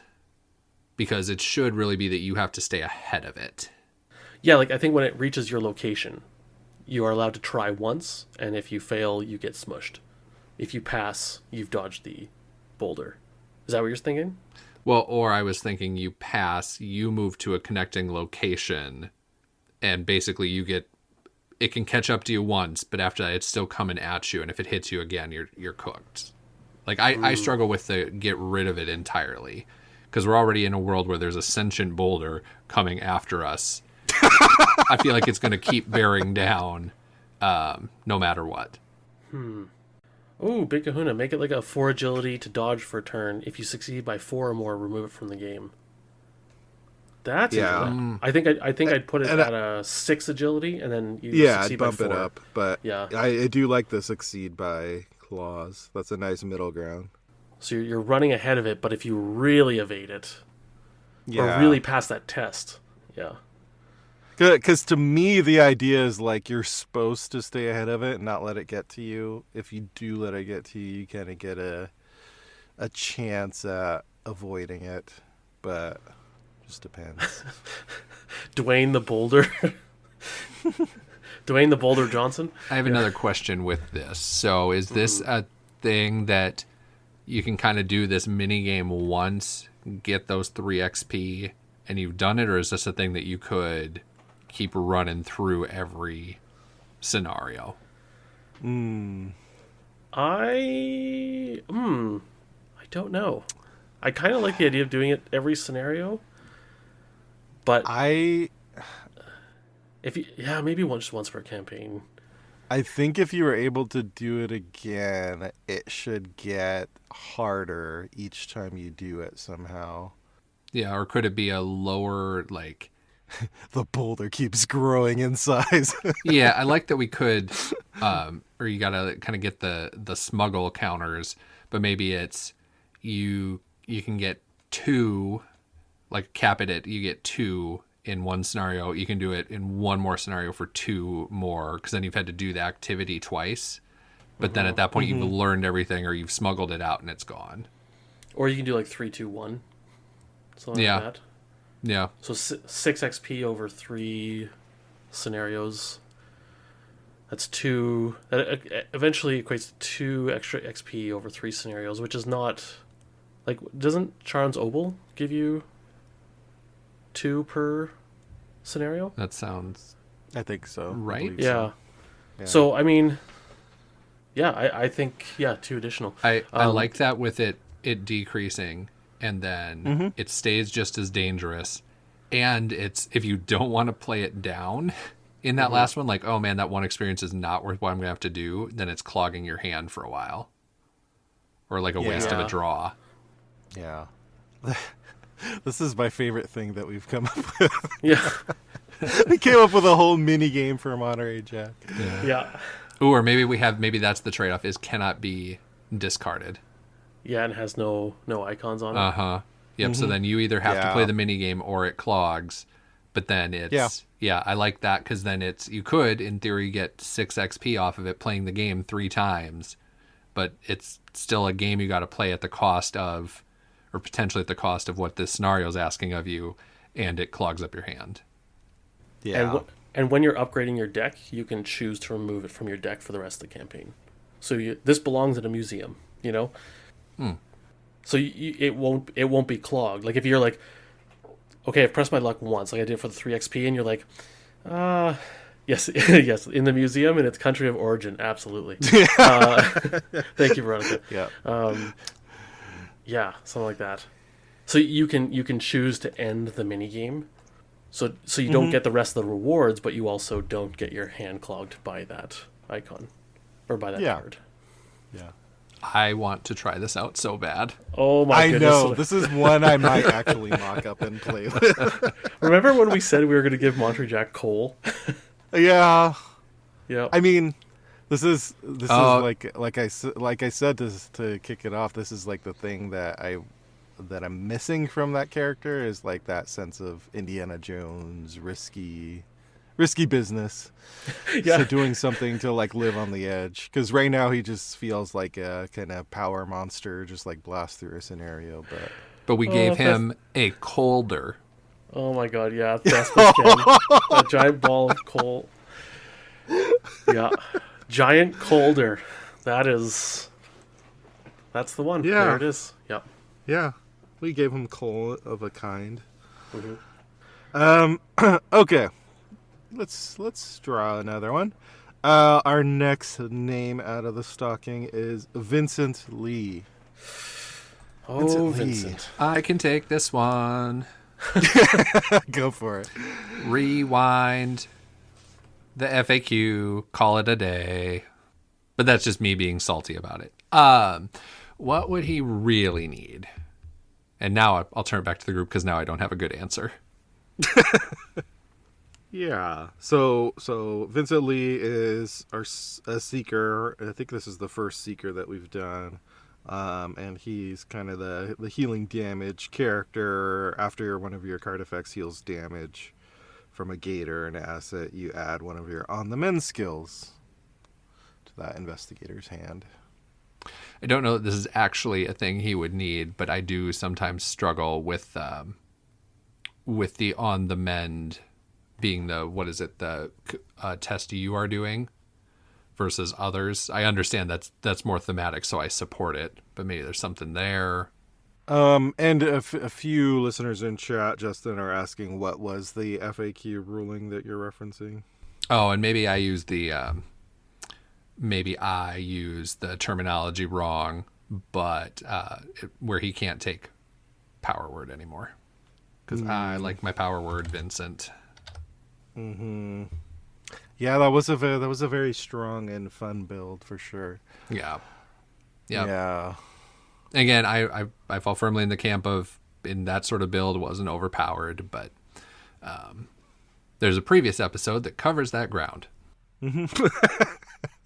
Just look for the one covered in piles of salt. You might have to sweep them out of the way. Vincent's a tough one because I don't know, like he has such a niche, and he's like, and I mean that in a good way, not in a bad way. Like he's very, as opposed to some of the investigators we've talked about, where some of their signatures or cards kind of don't like work together. Like Vincent is a newer investigator, so he feels like he's very tightly designed in that theme of like healing damage, and his signature is great. I love his signature. So, well, I guess he has multiple signatures in a way, but I don't know. Like, what would you give him that is also not just like generally a good seeker card, I guess? Like what would his damage healing kit need, if anything? You know what I would be okay with is just a minor modification, because I mean Jessica Hyde is really one of his signatures. I would just have it that she can be in his deck and doesn't count against deck size, and then move on. Because I'm going to include her in a build. Yeah. Oh, for sure. What if Jessica Hyde was just balanced the same way that Peter is? Say more about that for me. Basically, yeah, like, what's Peter's last name? The football player from the core set. Everyone knows what I'm talking about. Sylvester? Yeah. Peter Sylvester, yeah. If Jessica Hyde was just like a carbon copy, but for horror, and instead of agility, willpower, I guess, or intellect, maybe. Okay, so you're switching out the combat boost for willpower? Well, I'm thinking that, because she doesn't have a higher level one, does she? I honestly have not used her very much at all. So Jessica Hyde? No, it's just, I think it's just she's the upgraded version. yeah, so like the way that Pete Sylvester has a level 0 and a level 2 version, what does he give? Willpower and agility at higher levels, so she could give a combat and intellect. Interesting. Yeah, Big Kahuna, exactly. Jessica level 2 version comes in undamaged and boosts intellect. And drop her regular one down to 0 XP. Honestly, I don't think she needs the 1 XP, if I'm being full and frank. So, I mean, that certainly would be pretty stellar for Vincent Lee, because like Justin mentioned, you're going to use Jessica anyway in pretty much every Vincent build. Yeah, I think I like that. I think it, because again, he's already pretty good. So yeah. I think that helps. I think others would like it too, just for even the static boosts and the soak, but it doesn't seem vastly OP. Yeah, and I think that would also, I'd call this a stocking stuffer. I'm gonna be able to say it one day correctly again, because a lot of other investigators could benefit a bit from this. And I mean, for sure. I think our view on on Peter Sylvester being feeling OP or quite strong comes from the core set days. For the cost, he's an amazing ally. He was there for what's her name, Agnes, and it just sung with Agnes. So we have this view of like, wow, like he's really good, and he is good.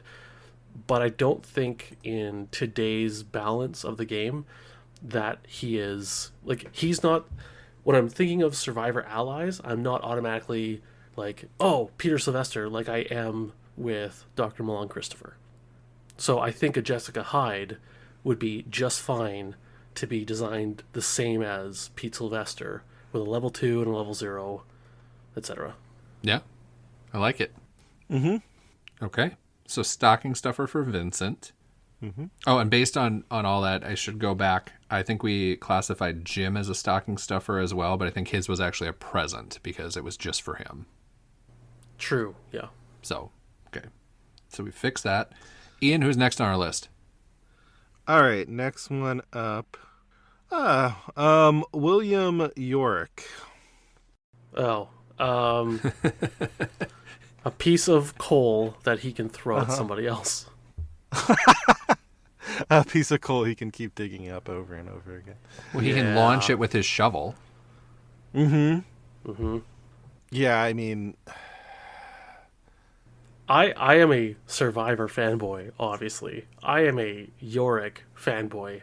I think he is in the top 5 investigators of who needs absolutely nothing and is absolutely fine the way he is. Big Una York needs a level 3 knife. Okay, I could see a neat knife thing, because I do like knife throwing Yorick. I think he's absolutely fine the way he is. I don't think he needs any help. And all the cards that have come out, like every set, there's always something new for him to play with. I could see a level 3 knife, maybe. I think we give him coal to stick with the spirit of the game because we've only given one person coal. And you know what? I think so too. He's got a little lantern. Maybe it's a coal lantern. Ooh. So, yeah. He seems like someone who'd actually appreciate the coal as a present. Yeah. Yeah. It's actually a present. Yeah, I'd be like, ooh, coal. Okay, let's draw another name then. Next up is Winnie, Winifred Habermock. Ooh. The rogue class. Winnie. I think she deserves something. I wouldn't call her a coal. Yeah, so Winnie is very kind of unique investigator in the way she tears through her decks, and she has the Zappy Boy. If 2 different non-weakness cards you control are committed to a skill test, then you draw a card. So she's really all about just like committing as much as possible and drawing through your deck. Jesse's asking, can Winnie have a biplane signature asset? If anyone deserves a vehicle asset, it's her and Tommy. That's for sure. Yeah, I mean, I feel like we've been begging for more vehicles since this game started and we started podcasting, so I'm not going to say no. Can I also just throw out there, like, I'm a huge fan of, like, really great art, and obviously, goodness, what's her name? The one that everyone loves, that drew the core set investigators. Magali, goodness, I can't believe I forgot her name. But man, Alexander did an amazing job on the art for Winnie. Oh, like for sure. Yeah, I love it. It is so close to looking like a photo. Like just the detail in the leather, the hand, like the cap, like it's just, oh my goodness, what a great piece of art. I feel like, well, what Winnie needs is Magali back at FFG. I agree. Jesse brings up an interesting idea. If Winnie had an ability to draw a card at the end of the round if she only drew 1 card that round. That's interesting. So if you did not use her ability and you only got 1 card in the upkeep phase, then you get an extra card. I like that. Yeah, I do too. I think a lot of times Winnie is kind of will do her thing and just kind of tear through your deck like I mentioned. But you do run into those situations for various reasons where she does stall out. And so I think some way of countering that makes sense. Or could she have something along the lines of choose another class besides Rogue? You can take level 0 skills from that class. Yeah, I guess that is one of the things that is... I guess that is her one big limitation as one of the starter deck investigators. She has that very simple deck building of just Rogue and neutral cards. Whereas I think if she wasn't a starter deck investigator and like actually feels like she doesn't really feel like a starter investigator because the way she plays is actually kind of, I think, more difficult to learn how to do it properly. Anyway, yeah, I think like if she hadn't been part of the starter decks, they would have definitely given her some deck building that's based around like maybe what you said, like picking a class to get skills from or a certain type of skill, one of those traits, something like that. So yeah, maybe it's a modification to deck building. Yeah, even like a Dunwich Splash for only skills level 0. Because that's not a huge difference, but I think that the variety could be way up there. Oh, for sure. Yeah. What is Silas's skills that he can take? Is it Innate. Innate? So I'm trying to think of what I think the other big skill trait is practiced, right? Yes. I'm trying to think if there's any other big ones. Ooh. In terms of skills specifically. Yeah, is there a trait that means like flying by the seat of your pants? No pun intended. Yeah. All the puns are intended. Yeah. Is there a reckless trait? Oh, Gambit. Ooh, Gambit would work. Yeah, I'm trying to look through the skills specifically to see like. Yeah, that's the thing. If there would be any Gambit skills. Yeah, like innate and practice are the big ones. A lot of the rogue skills are Gambit, but like she already has access to those. The only Gambit skill is Last Chance by Survivor. That's outside of Rogue, sorry. So, I don't know, I kind of like the Dunwich Splash of 5 skills. Yeah, so looking at these traits, I don't think trait-based is the way to go. Yeah, I think it would be probably some kind of like choosing skills. Yeah. Well, she is very close to Cole, though, because I think Winnie is very good. And I think Chat was up there, too, so. Yeah.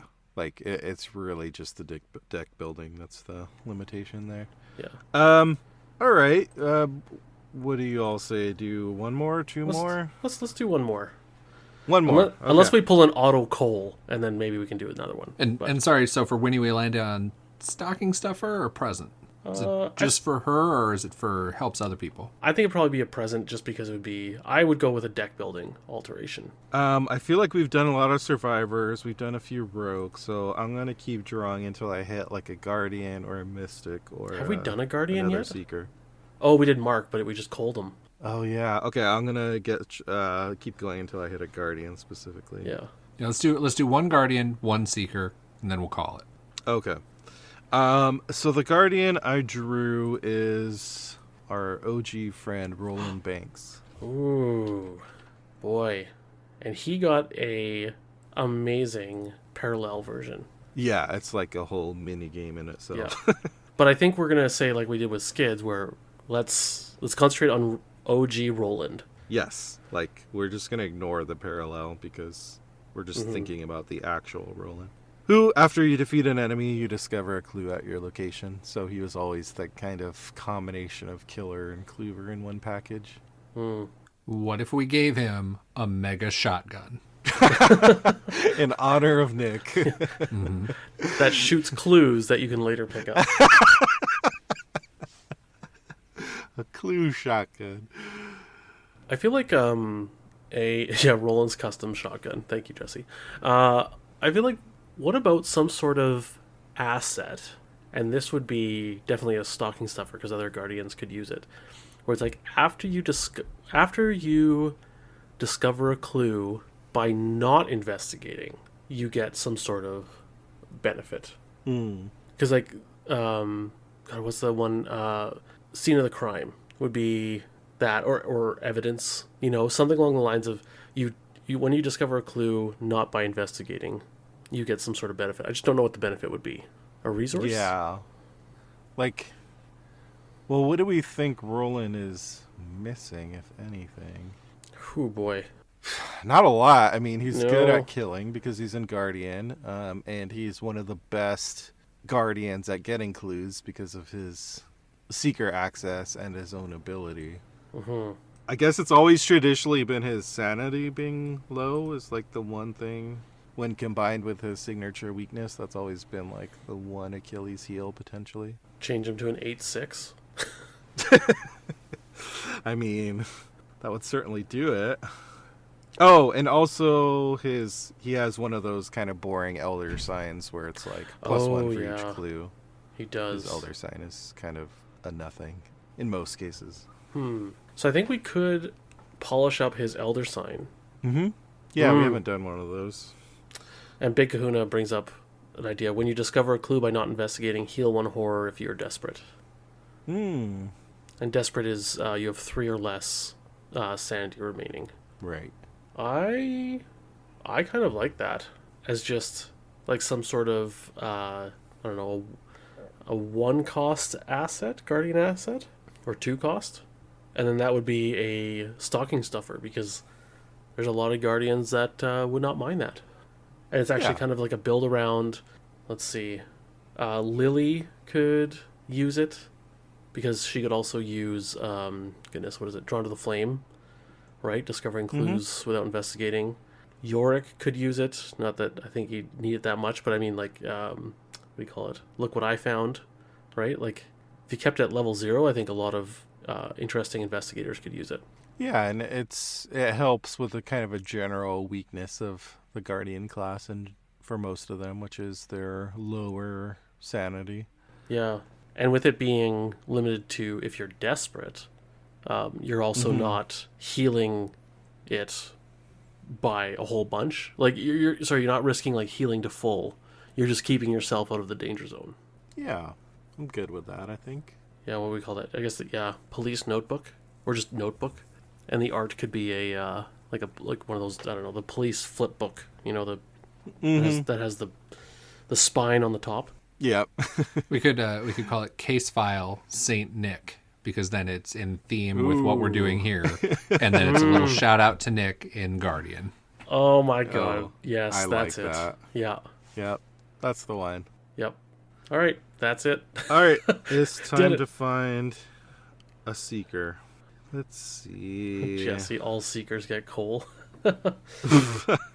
No. I know who I'm putting on my naughty list.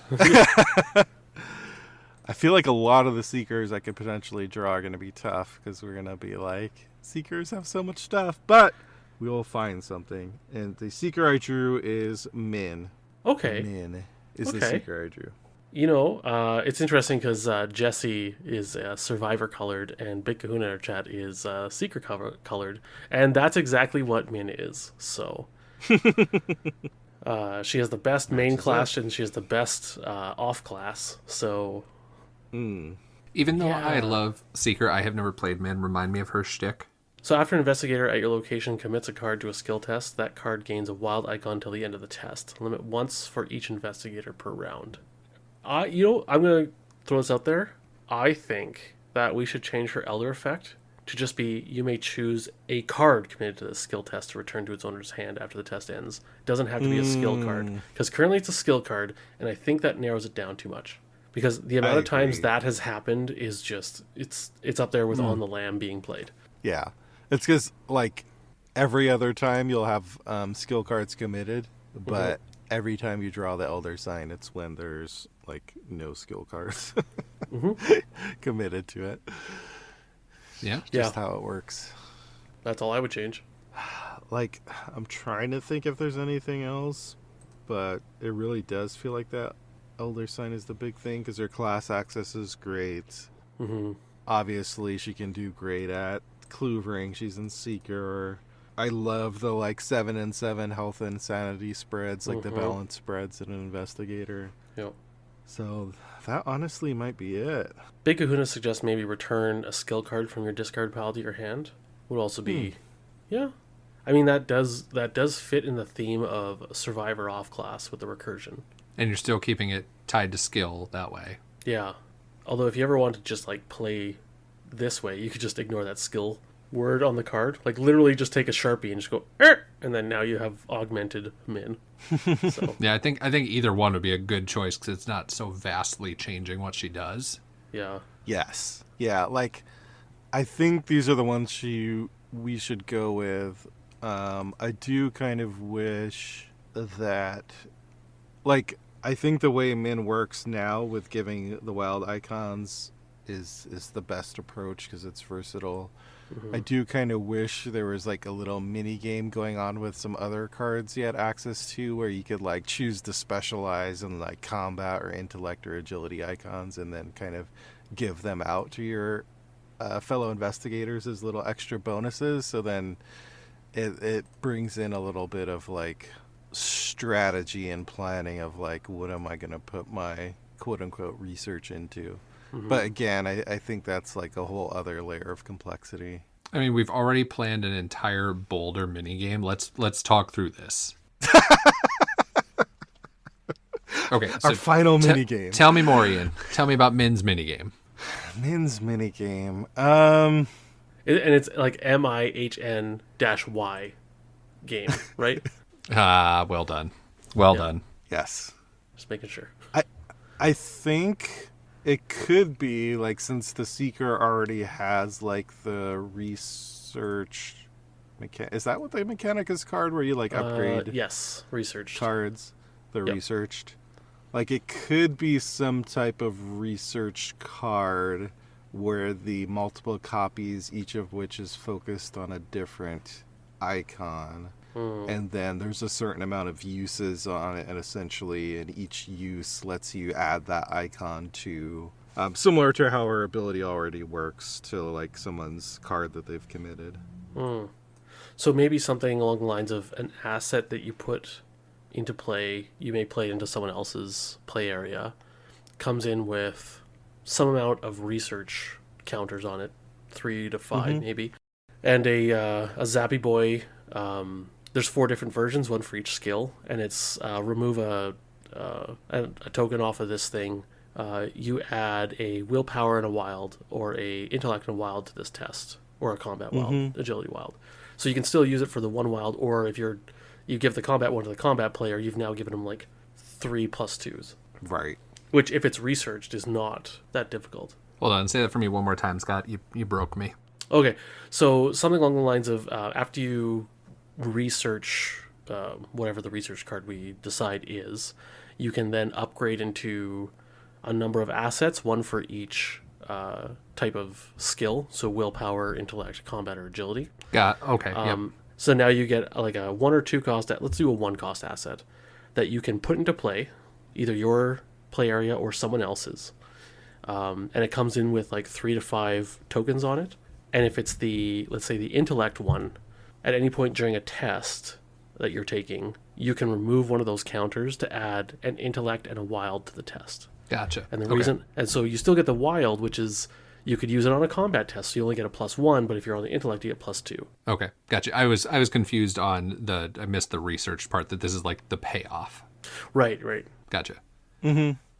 Yeah. So essentially, when you like upgrade into those, then you're kind of gonna have to pick which of those, like which ones you want to take, which icons you're gonna specialize in, essentially.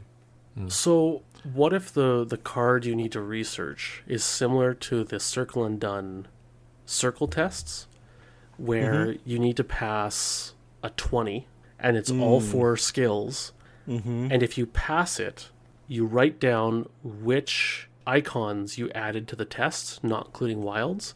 So if you added a willpower, an intellect, and an agility committed icons on committed cards, you would research into those 3, and you wouldn't get the combat one. Interesting. So if you if you wanted all 4, you'd have to somehow get all 4 icons committed, not including wilds. Like you couldn't wild in something. Yeah. I like that. I have an additional thought. I'm not sure where this would fall in related to that. I was wondering if you could have it be, so let's say you get something into play, and then for the counters, basically, I'm thinking more a cumulative version as opposed to the one shot. So let's say it's, I don't know, Min's Tome of Amazingness. And what you trigger counters on it when she would use her investigator ability, but instead of using it, you'd put, like, let's say you were going to support a combat test. Well, then you have to choose, do you actually give them the wild icon, or do you put a combat counter on this asset? And so kind of like the push-pull of it. Then over time, you can choose when then to upgrade. And so let's say you got close to, let's say it needed 3. Let's say you have 3 combat on there and 2 agility. If you upgrade into the researched version, at that point you only get the combat one. If you wait another scenario, then you use that when you would help someone on an agility test, but instead get that last counter. Then you get both the combat and the agility versions. Yeah, and it could be something along the lines of it's permanent. Throws out there. It's permanent and it stays in play in between scenarios so the tokens don't leave. So like over 3 or 4 scenarios, you can build it up to maybe get all 4 Yep. skills, and then you just choose when to cash it in. Yep. And that's what you get. Yep. And so I don't know what the number would be, but let's say it was 3 for each of the 4. Well, that's 12 times you've not helped your team, so it's not so good while you're researching that you're both helping them and researching. Yeah. But then what you get from it can be really good. So it's backloaded on, you've put the time into the research, and then you get these awesome researched versions to help people. Or when you cash it in, the asset that you get that adds the, like willpower plus a, the one where you take the tokens off that I was describing. Mm-hmm. If you have 6 combat icons on the book when you cash it in, it comes into play with 6 researched tokens on it. Ooh, okay. So basically, it's kind of running it up for you've spent time not helping. You have to choose when you're clear to research versus when you need to help someone at your location. Then you can choose how far you want to run up to then get those counters, and then that's what you have on it. Yeah, I like this. Well, Ian, you're the one who proposed the Min e-game. So what do you think? Yeah, that makes sense to me. I like how this has developed. Would you put a cap on it? Maybe like max of 5? You would have to. Yeah, for sure. And I think 5 would be okay, because because you'll still have to draw the cards, play them out afterwards, like the researched versions. They would have to be, maybe you have to like play it on an investigator at your location, so you would have to meet up with them. I think it has to be at your location because that plays along with her shtick. Yeah. I like this. I think the one and the Boulder one have been my favorite thus far. I agree. So Min got a mini game. So a present. Yep. Yeah. Present. Yep. Okay. And we were so close to coaling her. So close. So close. We actually didn't hand out as much coal as I thought we would. No, I have. It's more fun to give presents. Yeah, correct me if I'm wrong on this recap, but we have. Okay, so we gave Stella a stocking stuffer. Calvin got a full-on present. Marie and Skids each got stocking stuffers. Then Mark got our first lump of coal. Jim got a present. Monterey Jack got a present. Vincent got a stocking stuffer. Yorick was our second coal. Winnie got a present. Roland got a stocking stuffer. And we rounded out with Min getting a present. I think Skids got a present. Didn't we do the Was thing it? where... We gave him the multiple copies of... Oh, that's right. You are right? correct. Yep, that was a present. Yep. Well, that was fun. Yeah, it was. That might be something we revisit next holiday season. We'll see. Yeah, now we have homework to do. Yeah. I have to go immediately build some boulder cards. Talking about the boulder and the Monterey Jack thing was some of the most energized I've been about this game in recent history. And I think it's such an absolutely like awesome idea and equally as ridiculous. Like it's just yeah. That's what makes it beautiful. All right, well, let's round out with some tentacle time. Justin, what's been grabbing you lately? I will give a continued plug to Inscription. Spoiler, Scott, I don't want to step on your tentacle time, so I'll let you talk more. But okay. I continue to play it and watch others play it, and it's great. I'm also starting it's a replay of the game as a whole, but the first time playing the remastered version of Alan Wake. So I am big into... I love the world they've created there. You've heard me talk about Control before. And so it was finally time to dig in. And so I'm not very far, but so far so good. I'm enjoying it. I'll be curious how I feel at the end of it. think that is mainly it. And then based on time of year, been spending a bunch of time talking about and sharing Spotify Wrapped because you do. Mm-hmm. That's me. Scott, I gave a preview of yours. Why don't you go? Yeah, sure. I jumped on the Inscription train finally. We'd had a little chat about whether it would be too scary for me, because I am just an absolute wuss when it comes to games, video games specifically, that are kind of creepy. Card games, role-playing games doesn't bother me at all. It's specifically the visual aspect. I'm the kind of guy who, when I was playing Morrowind and it turned to nighttime, like, well, I guess I'm sleeping till morning because it's creepy out in the dark. And yeah, so Justin, you were a bit wary about me playing Inscription and whether I would enjoy it. So we came with this idea that I would watch either you or Sean play. And then we tried to do that, and there was some internet issues because Sean was going to stream it, and there was just lag, it wasn't working. And I was like, well, you know what? I'm just going to drop the $20. I'm just going to start playing it. And so we streamed that. So it's one of the rare times we've done something that isn't, one of the first times maybe, that we haven't done, we've done something that isn't Arkham on our Twitch streaming. So if you want to see my first hour and a half foray into Inscription, you can go catch that on the Twitch VODs or on YouTube. But after I finish that, I have not been able to stop thinking about it. And yeah, I desperately want to play it again. I knew you would love the card game part of it. I was worried or wasn't sure where it would fall on the creepy scale for you, and I'm glad you were able to continue to play it because the card game part is so good. Yeah. I just remember it being on that note when we're streaming and the cards. How do I do this not spoilery? Just say, I mean, there's a spoiler section here. Anyone who hasn't played Inscription, skip ahead 30 seconds. I'm going to be super spoiler free here as best I can. The game encourages you to do things outside the card game, and I'm just like, just stop. I just want to play the card game. Just like, stop bothering me with these side stuff. Like, I'm so in on the card game. But yeah, so yeah, Inscription, and I'm still playing a bit of Fallout 3. I do want to finish it, then get to Fallout New Vegas, and then Fallout 4. Yeah, I was able to get this huge Steam bundle of all the Fallout games except for Fallout 76 because I'm not interested in MMOs.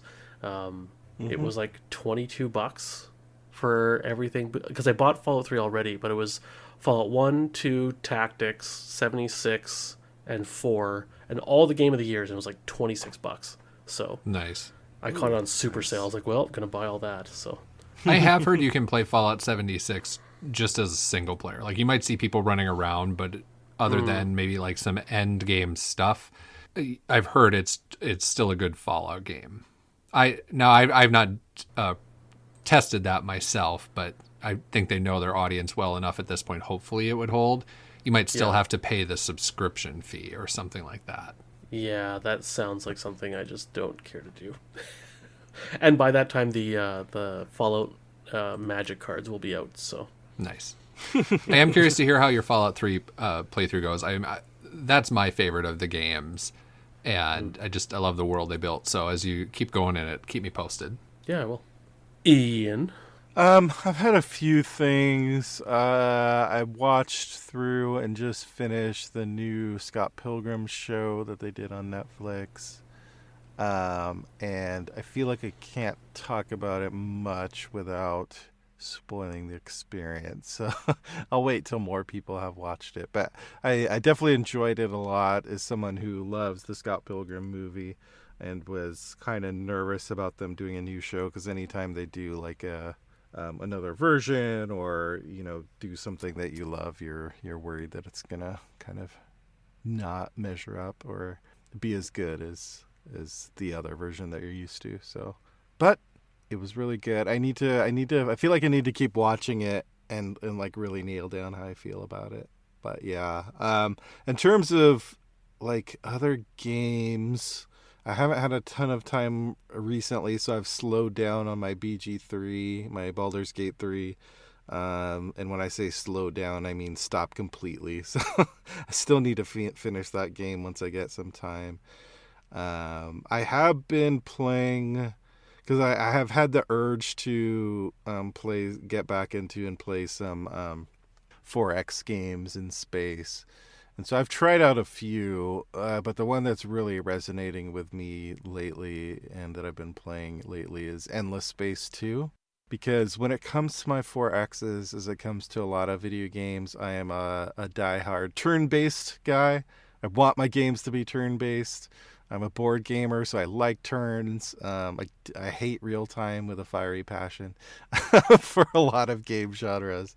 So I do appreciate that Endless Space 2 has like defined turns, and you just kind of go through turn by turn. That's the kind of experience I want. And there's a few other reasons in Endless Space 2 that it's kind of resonating with me, like I think the way it presents the information, like, because one of the things with 4X games is like you're building this big empire, and the micromanagement and all the information you get can get overwhelming. And I feel like the way it presents everything is kind of digestible and manageable to know what's going on compared to some of the other ones I've tried recently. Ian, have you ever played Alpha Centauri? Yes. Okay. I have. Whether it's 4X or not, anytime someone talks about something adjacent to that, I know that it's a throwback because it's from like 98 or 99. Somewhere around but there, But it's so good. I go back to that one every couple of years, and so I just want to make sure it's on everybody's radar. Yeah. Always worth a mention. I played that one as a kid and didn't get it and forever hated it. But I think it's because I did not understand what was going on. Like, I think that was my first... That's fair. My first introduction to any type of like Civ style game, and I was like, what why is this, why can I only get a certain amount of stuff in this? It was, yeah, I could see that, but yeah, it is so good. It is still the height of that genre for me. Yeah, like it's hard for me with like that type of genre because I was a big Master of Orion player, both 1 and 2, and then so it feels like it's been a journey of trying to find a modern game that can match up to that. But it's tough because, like, I feel like those games were back in the day and simple in comparison to what's now, but they kind of just, like, nailed the core of it. And it sounds like I'm dumping on a lot of the modern 4X games, which I'm not, because I think they do a lot of good things. But with a lot of video games in general, it's this thing where they feel like adding more and more complexity to 4X games and more information and mechanics will make for a deeper game. But sometimes it just makes for a more kind of exhausting game that like there's something to be said for less is more in 4X and actually giving you an experience you get hooked on and want to keep playing. And Ian, I'm just gonna, I like to jump in with clarifications for people. For anyone who doesn't understand the term Ian is using, he's saying the number 4 followed by the letter X, which is an abbreviation for, explore, expand, exploit, and exterminate. Yeah. Basically all the different things you do within the game, because it's pretty wide-ranging.